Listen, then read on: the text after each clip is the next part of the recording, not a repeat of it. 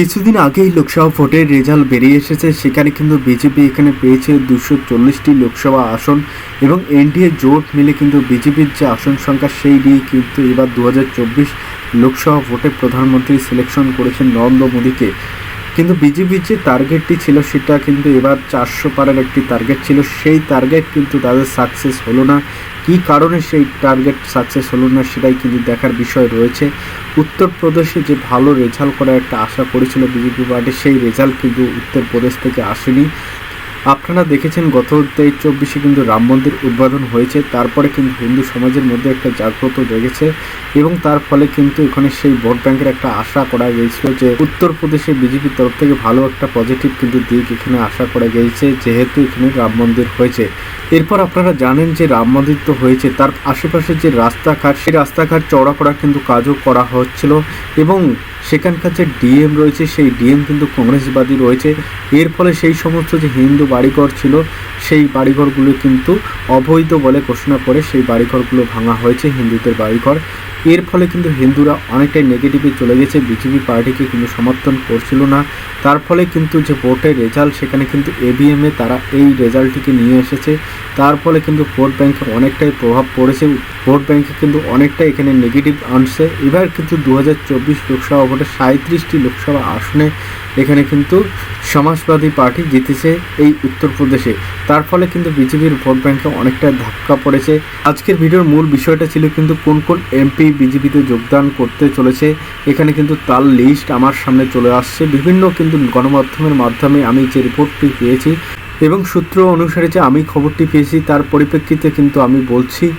এবার 2024 লোকসভা ভোটে বিজয় হওয়ার পরে আম আদমি পার্টির 3জন মেম্বার বা এমপি কিন্তু বিজেপিতে যোগদান করতে যাচ্ছেন। তার মধ্যে কে কে রয়েছে দেখুন। তার মধ্যে একজন হলো 1 নম্বরে রয়েছে রাজকুমার সোবেলাল, এরপর রয়েছে মালবেন্দর সিং এবং আরও একজন কিন্তু এখানে আম আদমি পার্টির পাঞ্জাব থেকে কিন্তু এমপি যোগ দিতে চলেছে বিজেপিতে, যেটা সূত্র অনুসারে খবর পাওয়া যাচ্ছে। এরপর আসলাম রাজস্থানে, এখানে বিএপি এর একজন কিন্তু এমপি বিজেপিতে যোগদান করতে যাচ্ছে। এরপর উত্তরপ্রদেশে কিন্তু এএসপিকেআর একজন কিন্তু এমপি যোগ দিতে চলেছে বিজেপিতে।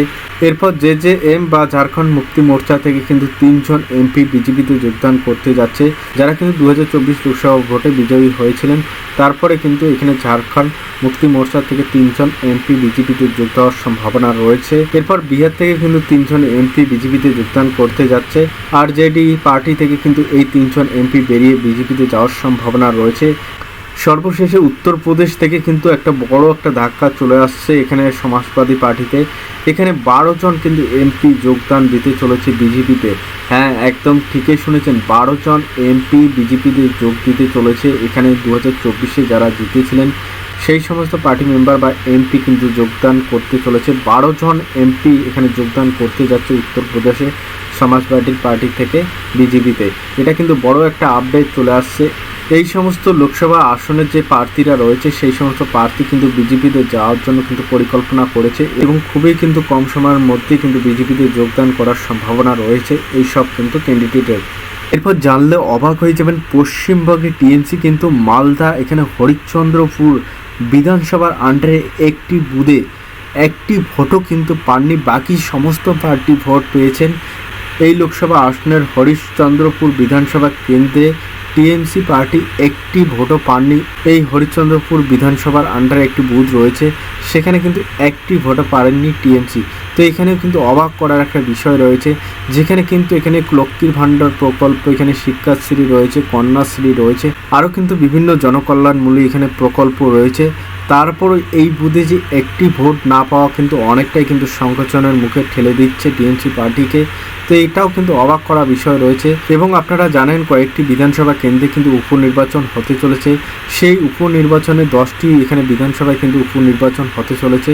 সেই আসনগুলিতে কোন কোন প্রার্থী জিততে চলেছে এবং কোন কোন আসনে উপনির্বাচন হচ্ছে আপনারা যদি জানেন অবশ্যই কমেন্ট করে জানাবেন। এবং আপনাদেরকে আরেকটি বিষয় জানকারি দিই, সামনেই কিন্তু বিধানসভা ইলেকশন 2026, সেই উপলক্ষে অবশ্যই কিন্তু আমার এই ভিডিওর মাধ্যমে একটা মতামত করবেন যে এবার 2026-এ যে মুখ্যমন্ত্রী কে হতে চলেছে পশ্চিমবঙ্গের, সেটা কিন্তু অবশ্যই আপনারা কমেন্টে জানিয়ে দেবেন।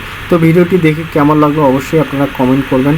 ভিডিওটি ভালো লাগে ফ্রেন্ড এবং ফ্রেন্ডলিদের মাঝখানে শেয়ার করে দেবেন। ভিডিওটি দেখার জন্য অসংখ্য ধন্যবাদ সবাইকে। এই ভিডিওটি শুধুমাত্র একটি ইনফরমেশনমূলক ভিডিও, কাউকে হ্যারাসমেন্ট করার জন্য নয়।